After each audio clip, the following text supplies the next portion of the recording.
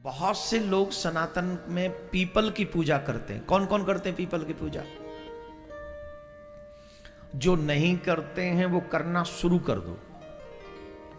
कुछ नहीं कर सकते तो कम से कम पीपल पे जल चढ़ाना शुरू कर दो।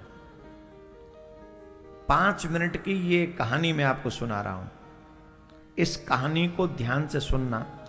रविवार के दिन पीपल को जल नहीं चढ़ाना चाहिए। रविवार के दिन न तो तुलसी को जल चढ़ाया जाता है और ना ही पीपल को। शनिवार की शाम को अगर आप दीपक भी जलाएं पीपल के नीचे, इसका बहुत बड़ा फल है।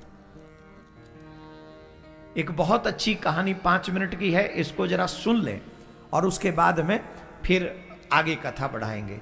एक ब्राह्मण थे, वन में रहा करते थे। पीपल का एक वृक्ष उनके आश्रम में था, उन्हीं के आश्रम में था। और उनका एक ही काम था कि नित्य पीपल को जल चढ़ाते थे और पीपल की सेवा किया करते थे, प्रदक्षिणा किया करते थे।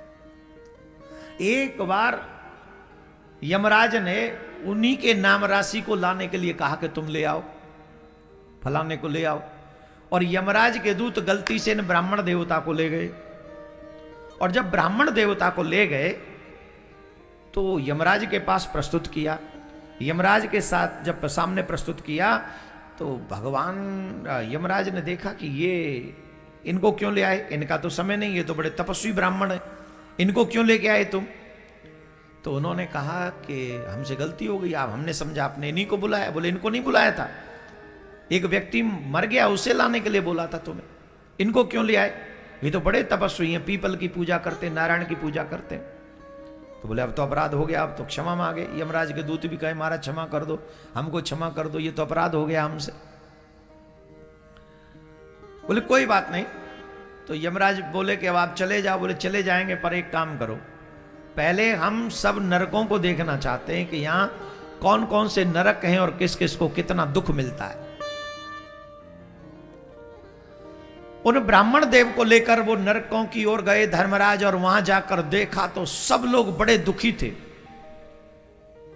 किसी को गर्म बालू पर नंगे पांव दौड़ाया जा रहा है, किसी को आग में तपाया जा रहा है, किसी को भट्टी में झोंका जा रहा है, किसी को पेड़ से उल्टा लटकाया जा रहा है, किसी को सामने रखकर बाणों से निशाना बनाया जा रहा है, किसी को नाना प्रकार के दुख मिल रहे हैं, अनेक। कोई गर्म भट्टी है, चूल्हे पे कढ़ाई चढ़ी है, उसमें झोंका जा रहा है, तपाया जा रहा है, तांबे की भूमि पर दौड़ाया जा रहा है, गर्म बालों में किसी को पानी में डुबाया जा रहा है, किसी को कीड़े मकोड़े खिलाए जा रहे हैं। उनकी ये दशा देखकर ब्राह्मण देव को बड़ा कष्ट हुआ, रोने लगे ब्राह्मण देव। और उनकी हाय हाय, वो सभी जो लोग नरक में थे वो चीख रहे थे, बचाओ बचाओ बचाओ, हमारी रक्षा करो, हमसे अपराध हो गया, हमसे अपराध हो गया। तो ब्राह्मण देव ने पूछा तुम लोग कभी ना कभी तो मनुष्य बने होगे। ध्यान से सुनेंगे सिर्फ 1 मिनट, और ये बहुत गजब की लाइन है। ब्राह्मण देव ने कहा कि तुम कभी ना कभी तो मनुष्य बने होगे, और मनुष्य बनकर क्या तुमसे कोई सत्कर्म नहीं हुआ? तुमने कभी नारायण की पूजा नहीं की, तुमने कभी पीपल को जल नहीं चढ़ाया, कैसे नरक भोग रहे हो बताओ? तो उन्होंने कहा महाराज हमारे नरक भोगने का कारण है। कई बोले हमने झूठी गवाही दी कोर्ट में जाके, किसी ने कहा मैं रात दिन चोरी करता रहा, किसी ने कहा मैंने परस्त्री गमन किया, किसी ने कहा कि महाराज मैं आए हुए अतिथियों को बड़ी घूर घूर के दृष्टि से, क्रोध भरी दृष्टि से देखता था। अनेक पापी थे, नाना प्रकार के पाप करते थे।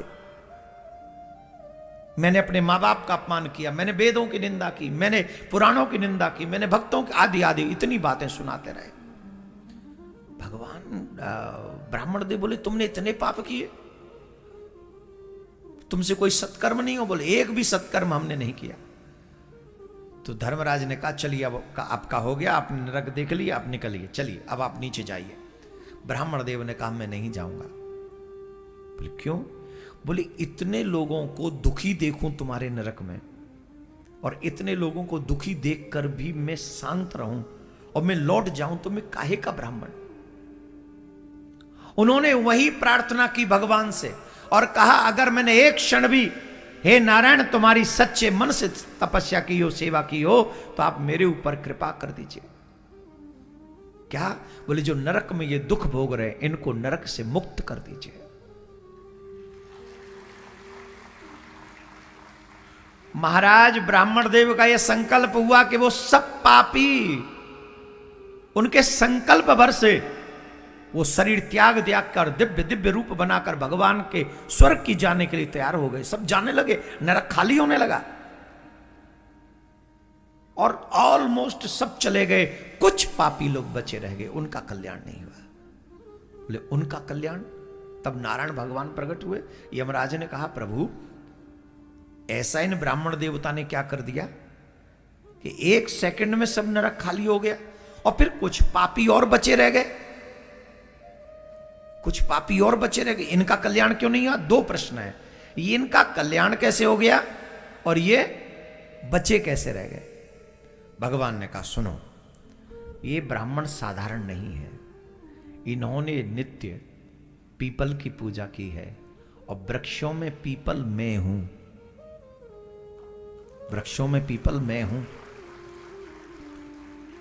तीनों देव पीपल में वास करते हैं, ब्रह्मा विष्णु महेश, तीनों देव। और जो इन ब्राह्मण देव ने जो जल चढ़ाया है उससे मैं तृप्त हूं और इनका इतना तप है कि इनके संकल्प मात्र से ये सब बड़े से बड़े पापी इनका कल्याण हो गया। पर महाराज ये बचे हुए कौन रह गए? बोले ये बचे हुए वो लोग हैं जिन्होंने पीपल काटे हैं, इन्होंने पीपल काटे हैं और जिन्होंने पीपल काटे हैं उनका कल्याण नहीं हुआ, वो नरक में रह गए। और ये ब्राह्मण देव धन्य हैं कि खुद तप करके भी, व्रत करके भी इन लोगों के दुखों को इन्होंने समझा और उनका कल्याण कर दिया, उनका बेड़ा पार कर दिया। भगवान प्रसन्न होकर गए। मैं आपसे एक बात कह रहा हूं, अब ये कहानी सुनाने का रीजन क्या है? पूछो पूछो। आप एक कर्म करें, हम लोगों से कभी न कभी कोई न कोई त्रुटि हुई है कि कभी पीपल उखाड़ दिया, काट दिया, जो भी हुआ। कई घरों में पीपल हो जाते हैं। अब वो अपराध तो हुए तो नरक में जाना पड़ेगा फिर, और बचे जा सकते अभी मनुष्य रहते रहते। और कैसे? कम से कम 5-5 पीपल के वृक्ष रास्ते में लगाएं कहीं, जो आते जाते हुए लोगों को छांव मिले उसकी, और तब तक उनकी देखभाल करें जब तक वो बड़े न हो जाएं। और इतना आप कर सकते हैं। 5 पीपल मेरे विचार से 50 रुपए से भी कम में आ जाएंगे, 50 रुपए भी नहीं लगने। अब चाहते हो तुम्हारा कल्याण हो, तुम चाहते हो नरकों से बचें, तो 5 पीपल के वृक्ष आप सब अपने द्वारा लगाएं। पीपल को जल दें, रविवार को जल न दें, ये ध्यान रखें। और अगर शनिवार को दीपक भी जला दें तो तुम्हारा कल्याण होने से कोई नहीं रोक सकता, निश्चित कल्याण हो।